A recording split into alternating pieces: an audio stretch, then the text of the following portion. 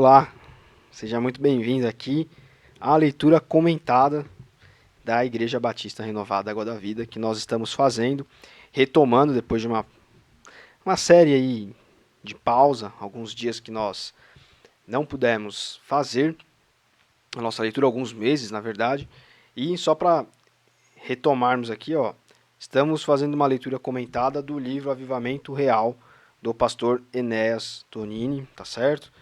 Porque nós vivemos um momento de renovo na igreja de fato. E aí, quando eu me deparei com esse livro, eu percebi que muito do que era falado aqui se encontrava com o que nós temos vivido, né? Era bem aplicável. Então, eu quero fazer hoje uma leitura com você.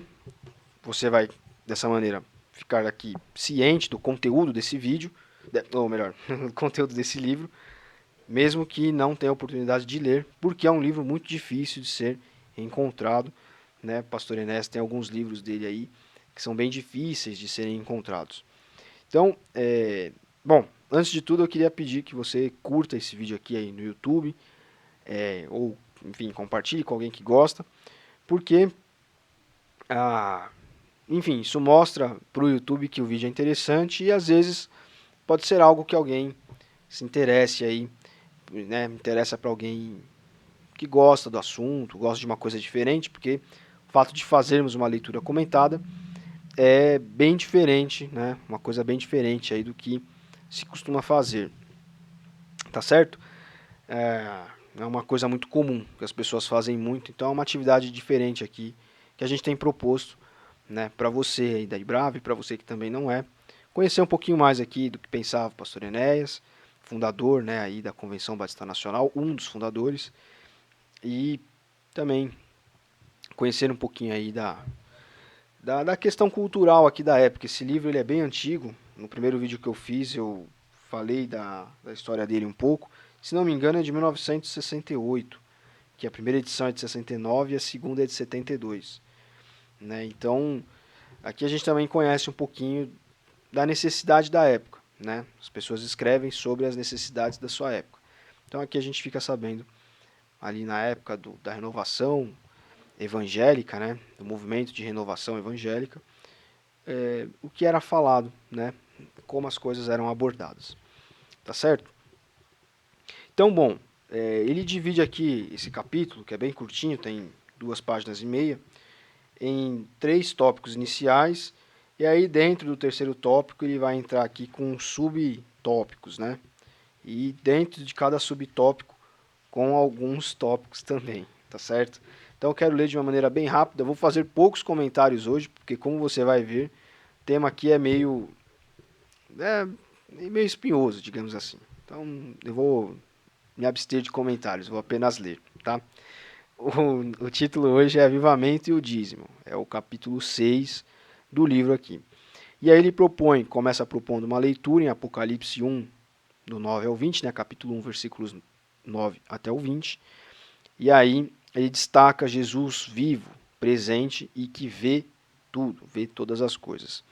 Essa é a leitura bíblica. O segundo tópico, ele começa o estudo propondo também uma leitura em Malaquias, capítulo 3, dos versículos 8 ao 10. Depois em casa você pode pegar depois do momento a sós aí que você quiser, você pode dar uma lida nesses 2 textos, né, vendo o vídeo, pausar o vídeo aqui e dar uma lida, porque não está descrito aqui, então não vou ter como ler para você. E aí ele propõe uma oração antes de começar o capítulo aqui nesse tópico 2. E a oração é a seguinte: Nosso Senhor Jesus Cristo está aqui presente e os seus olhares se voltam para os nossos bolsos, para o nosso coração, que muitas vezes é usurário e perverso. Né? Usura é juros, né? É mais ou menos isso. Quem pratica usura pratica os juros, né? Ganho monetário em cima de dinheiro. E aí ele propõe lançar mão da seguinte pergunta: Você, irmão, né? E aí a pessoa falando consigo mesma, é dizimista fiel? É dizimista mesmo? Né? Ele põe essa pergunta aqui 3 vezes. E aí o tópico 3, esses 2 são bem curtinhos, ele entra falando sobre Jesus e o dízimo. E aí ele começa assim: Não vou definir dízimo, porque todos sabem que dízimo é a 10ª parte de tudo o que nós ganhamos. O dízimo é bíblico, portanto, divino. Foi ordenado por Deus e é para o crente é para o nosso bem, primeiro espiritual e depois material. E aí, alguns tópicos. As desculpas. Muitos crentes que são infiéis na prática do dízimo alinham uma série de desculpas com o propósito de sonegarem o dízimo. E aí ele coloca o tópico A. O dízimo é da lei de Moisés. Nós, os cristãos, não somos legalistas. Portanto, o crente não precisa dar o dízimo. Isso ele está aqui colocando, né, tópicos que as pessoas usavam na época, ainda usam hoje, enfim, como desculpas para não dar o dízimo, tá? Então, as pessoas usam como desculpa: o dízimo é da lei de Moisés, nós somos cristãos, não somos legalistas. Portanto, o crente não precisa dar o dízimo. E aí ele já responde, né, a pergunta aqui, esse argumento. Nada mais infantil. Abraão viveu quase 500 anos antes da lei. E a Bíblia nos diz que ele pagou o dízimo a Melquisedeque. Isso está em Gênesis 14, 20. A lei de Moisés apenas incorporou a noção de dízimo. Tópico B. Eu dou além do dízimo, dizem alguns crentes. Tenho observado, isso o pastor Enéas falando, né, que os crentes que dão além do dízimo não dão nada. Isso é apenas um esconderijo para sonegar o dízimo. Tópico C. Eu dou o meu dízimo para outras coisas, dizem outros. Que está escrito coisas, né, português mais arcaico. Também, quando acompanhamos a vida dos que assim declaram, chegamos à triste conclusão que não dão o dízimo nem para a igreja, nem para outros fins do reino de Deus. Tópico D. Jesus aboliu o dízimo, dizem alguns outros, né? Onde está isso no Novo Testamento? Jesus censurou o orgulhoso fariseu que blasonava na oração o fato de ser dizimista, ou seja, louvava a si próprio, né, na oração porque era dizimista.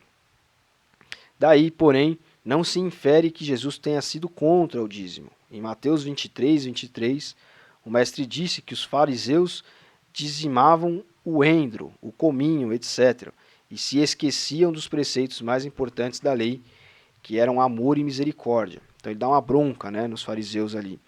Diziam que davam o dízimo, mas não faziam isso com amor e misericórdia e não usavam de amor e misericórdia para com as pessoas, né? Eles sim eram legalistas, moralistas, etc. E o mestre confirma o dízimo quando diz: estas coisas, o amor e a misericórdia, deveis fazer, sem omitir aquelas, ou seja, o dízimo, né? Nem os apóstolos aboliram o dízimo. Paulo disse que Deus ama o que dá com alegria. Veja bem, Deus ama ao que dá, né? E aí ele reforça aqui ao que dá, não ao que não dá. Um subtópico aqui colocado como 2. Em Malaquias 3:8, o Senhor dos Exércitos mandou dizer à nação judaica: vós me roubais. E a nação perguntou ao Senhor: em que te roubamos? E Deus respondeu: em dízimos e ofertas. E aí dentro do subtópico 2 ele coloca aqui a letra A.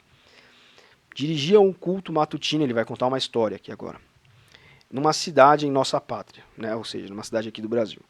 O Espírito Santo operou com grande poder naquele dia. Nessa igreja havia um negociante rico, crente já há 7 anos, mas contra o dízimo. Além de não dar o dízimo, ele ainda o combatia. E assistiu o culto nesse dia. O Espírito de Deus tocou o seu coração. Ele saiu da reunião, foi para casa, convicto de que roubou a Deus todos esses anos. Sentou-se à mesa e fez a conta. Sou crente há 7 anos.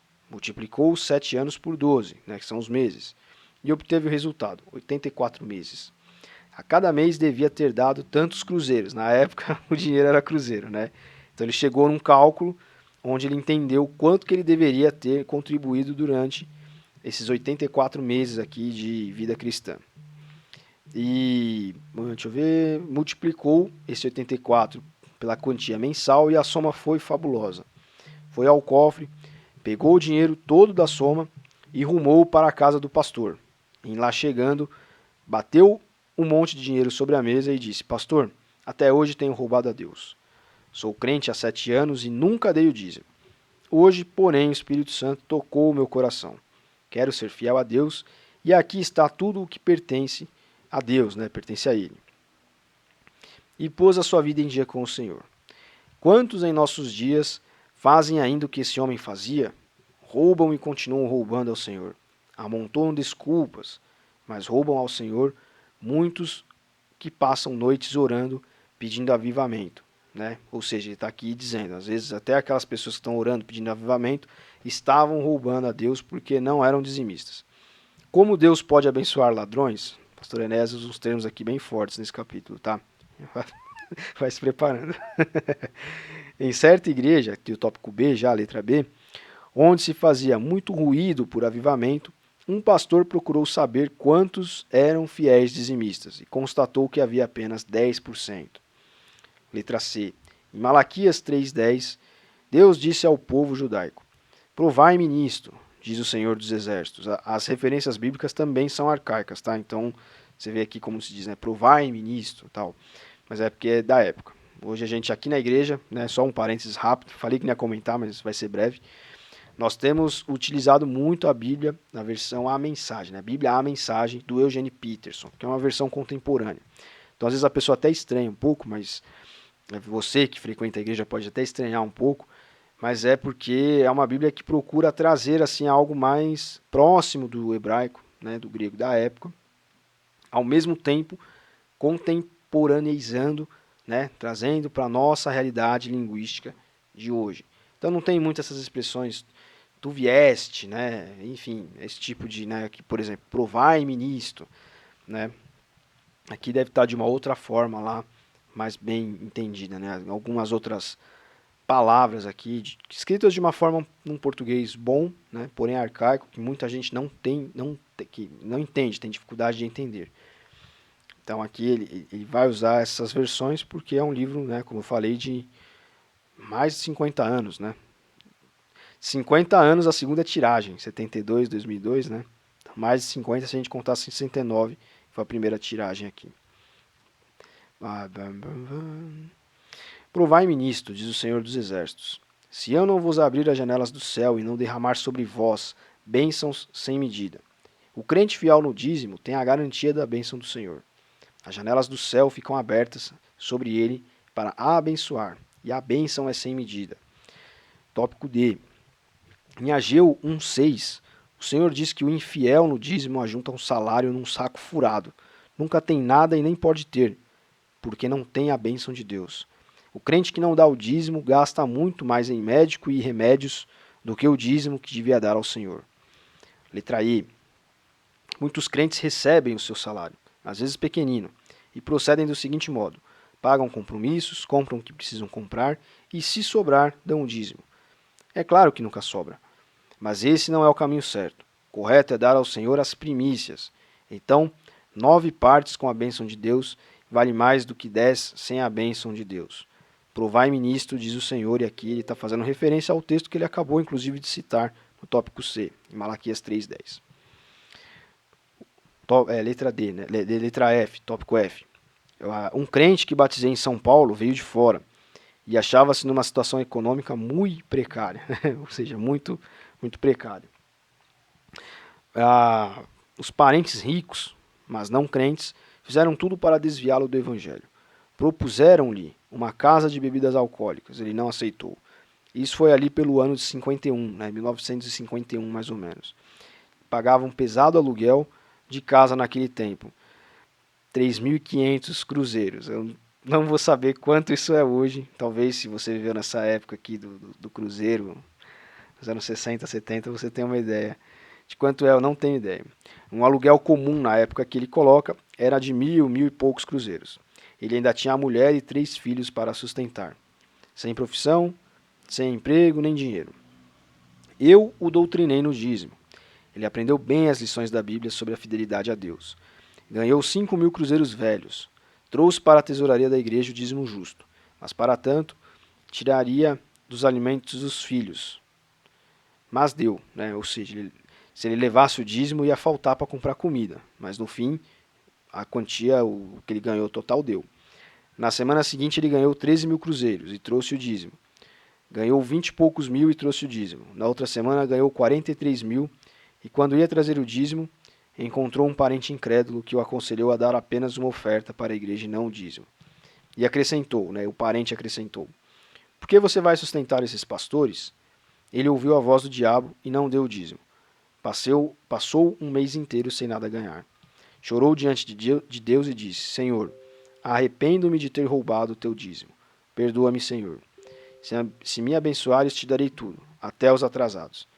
Nessa semana ele ganhou mais de 100.000 cruzeiros e deu tudo o que devia ao Senhor com fidelidade, e nunca mais lhe faltou coisa alguma. Letra G, uma outra história. Fôssemos alinhar aqui os crentes que foram abençoados na prática fiel do dízimo, precisaríamos de muito espaço para relatar. Lembremos-nos, porém, de um só, que foi Colgate nos Estados Unidos, a marca Colgate mesmo, né? Ele deu 10% dos lucros e Deus o abençoou. Passou a dar 20% e foi mais abençoado. Deu 30%, depois 40%, 50%, 60%, 70% e até 90% a Deus. Ficou apenas com 10%. E tudo na sua indústria prosperou.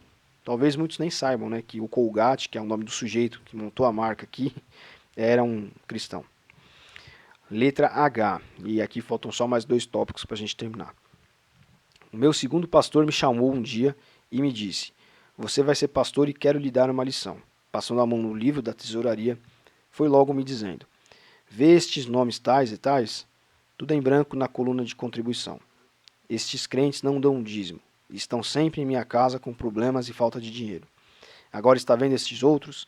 Dão dízimo, são fiéis e nada lhes falta. Letra I.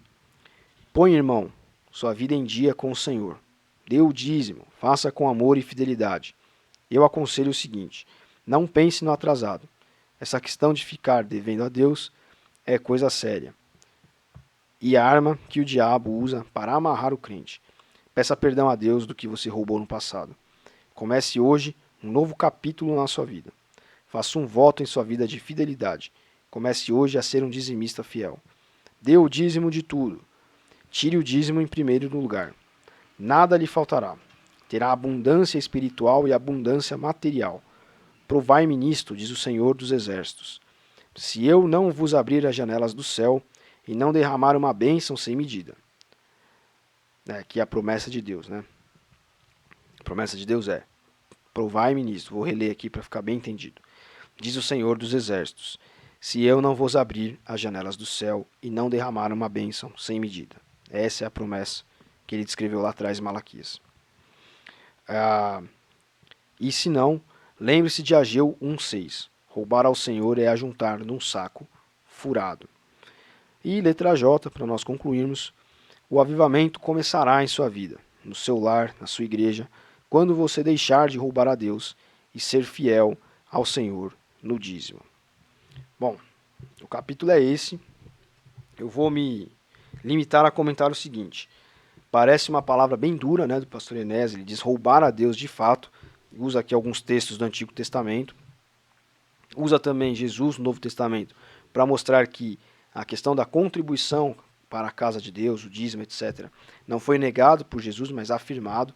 Jesus corrigiu ali, usou um freio de arrumação, digamos assim, para corrigir aquilo que os fariseus vinham fazendo, né? Os líderes da congregação vinham fazendo, que é: olha, eu dou o dízimo, faziam orações, né, dizendo que dão o dízimo, davam o dízimo, né, contribuíam, acusando os outros, né, não sou como aquela pessoa que faz isso, isso, isso. E Jesus corrige, fala: ó, aqui não é contra o dízimo, mas é o fato de você ficar aí aos 4 cantos falando e não usar de amor e misericórdia, né? Inclusive no próprio episódio ali, porque acusar o outro de falar, né, que é melhor que o outro é faltar com amor e misericórdia. E aqui, saindo um pouquinho da questão do dízimo, rapidamente, muitos cristãos moralistas hoje em dia fazem isso, né? Eles ficam aí buscando avivamento, como foi escrito aqui, ficam orando para derramamento do Espírito Santo, etc.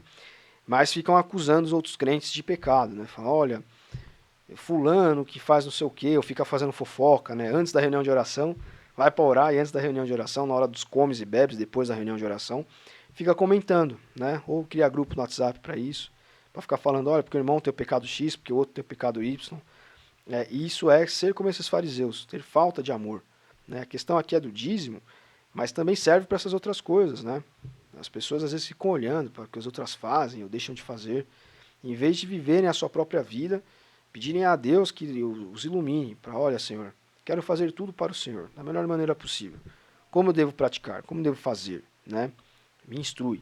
E se os outros estão errando, o Senhor sabe de tudo, guarda cada um, ajuda cada um a vencer o seu pecado, a sua dificuldade, e me faz entender que o meu pecado não é maior ou menor que o outro. Né? Não é porque o outro traiu a mulher e eu não traí, que eu sou melhor que ele. Né? O meu pecado pode não ser esse, mas é outro. Todos nós temos que estar na igreja e ativos e trabalhando e buscando dia a dia redenção. Né? E no caso do Espírito Santo, no caso do dízimo aqui, são palavras até fortes que o pastor Enéas usa, como eu falei, né? Ele considera aqui, enfim, mostra isso biblicamente, como roubar a Deus de fato, né? Não entregar um dízimo. Isso aqui é uma questão difícil, né, nos nossos dias, isso aqui se mantém. Né? Uma pessoa falou para o rapaz aqui na história que ele estava dando dinheiro para o pastor. Isso se mantém até hoje. E, infelizmente, práticas erradas que nós vemos e conhecemos, enfim, por aí, fazem com que as pessoas olhem e pensem dessa forma também, né? Infelizmente. Mas é um voto pessoal com Deus. O dízimo é uma questão pessoal. Aqui na igreja, por exemplo, nós podemos citar o que nós fazemos aqui. Nós não ficamos batendo nessa tecla, nós oramos para que todos os que quiserem, né, possam ter condições, não só de dar o dízimo, mas condições de se sustentar. Nós fazemos orações para isso aqui no momento das ofertas, porque ter dinheiro faz parte da vida humana, né? Ter com que nos sustentar, ter emprego, ter clientes na empresa, enfim. Cara, né? Tem gente que trabalha SLT, tem gente que trabalha PJ, tem gente que é dona do próprio negócio, tem gente que presta serviço. Então, ter clientes, ter criatividade, né, para poder desenvolver novas habilidades e, quem sabe, conseguir um emprego melhor, quem sabe, conseguir uma nova forma de atingir os clientes, quem sabe, conseguir desenvolver um novo produto, uma nova habilidade, né, dentro aí, dependendo do que a pessoa faz. A prestadora de serviço, às vezes, desenvolver uma nova habilidade ajuda a ganhar mais dinheiro. Se é um empresário, desenvolver um novo produto ajuda a ganhar dinheiro. Né? Uma nova forma de alcançar clientes ajuda. Né? Se é SLT, às vezes aprender algo novo ajuda a ganhar um emprego melhor. Né? Ou ajuda a melhorar o desempenho e ser mais bem visto dentro da empresa. Enfim, a gente ora por isso, para que nós possamos ser abençoados e, sendo abençoados, possamos abençoar a obra de Deus. Porque a igreja ela recolhe dízimos e ofertas para se manter, mas principalmente para propagar a palavra de Deus. Né? Muitas vezes eu sozinho não consigo fazer as coisas, mas quando eu me uno com os meus irmãos, eu consigo ter mais braços para trabalhar, ter mais recursos para investir, para empenhar na obra, né? Ter mais possibilidades de trabalho. A igreja, antes de tudo, serve para isso. Então é isso que nós, por exemplo, aqui na Ibrave, nós frisamos. Quando nós vamos orar pelos dízimos, pelas ofertas, a gente ora com esse coração, né? Com o coração serve, de que, olha, o que está sendo computado aqui, arrebanhado aqui, vai ser usado de uma maneira digna e fiel a Deus, né? Para que a palavra dele chegue a mais lugares. E Deus tem que tocar no coração de cada um. Um ensinamento como esse aqui serve muitas vezes para abrir o olho de alguém.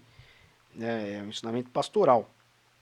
Mas a gente acredita também que o Espírito Santo faz como fez aqui com essa pessoa, né?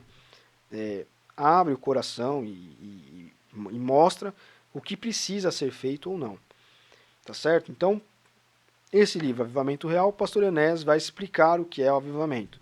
E aí ele vai falar de várias questões, já falou aqui na nação, etc. Depois você pode voltar aí no canal da igreja, você digita leitura comentada, já vai aparecer todos os outros episódios anteriores, que a gente ficou uma janelinha aí sem publicar novos vídeos. Mas agora a gente vai retomar isso. Tá? Eu tô até aqui de uma maneira bem informal, boné e camiseta, porque a ideia é essa mesmo. Você está lavando uma louça, está indo para lá ou para cá de carro e está ouvindo aqui um vídeo curto, né? Está lendo esse livro junto comigo. Eu estou relendo, mas estou relendo junto com você agora. Nosso próximo capítulo é o capítulo 7, Avivamento e os Negócios. Tá certo? Então, não perca o próximo episódio, todas as sextas-feiras, às 20 horas, aqui no canal do YouTube da igreja, da Ibrave. Nós lemos um trecho desse livro aqui e publicamos para você, para que você tenha contato com essa obra. Quando essa obra acabar, nós vamos começar uma outra, que eu ainda não defini qual é. Vamos ver, porque tem que ser algo praticável aqui. Não pode ser um livro muito longo, muito elaborado, porque senão não dá tempo. Tá certo? Então, não perca, na próxima sexta-feira, capítulo 7, o avivamento e os negócios. Também não esqueça de curtir e compartilhar esse vídeo aqui com alguém, para que essa pessoa possa tomar conhecimento desse capítulo e dos anteriores também, quem sabe. Tá certo, pessoal? Vou deixar na descrição do vídeo aqui o link para a playlist da leitura comentada, que tem uma playlist aí, é mais fácil de encontrar até, no YouTube, para que você que não acompanhou os outros capítulos possa voltar. São um pouquinho mais longos do que esse aqui, mas a gente tenta ficar em 35 minutos no máximo, para que seja também dinâmico para você acompanhar. Tá bom, pessoal? Obrigado pela sua companhia. Não esqueça de curtir, comentar esse vídeo aqui. Se tiver algum comentário, alguma pergunta, a gente fica atento aí para poder responder. Tá bom? E também encaminhar para alguém que possa se interessar. Sexta-feira que vem a gente se encontra aqui para mais um capítulo do livro Avivamento Real, do pastor Enéas Tonini. Tá bom, pessoal? Deus abençoe vocês. Até domingo.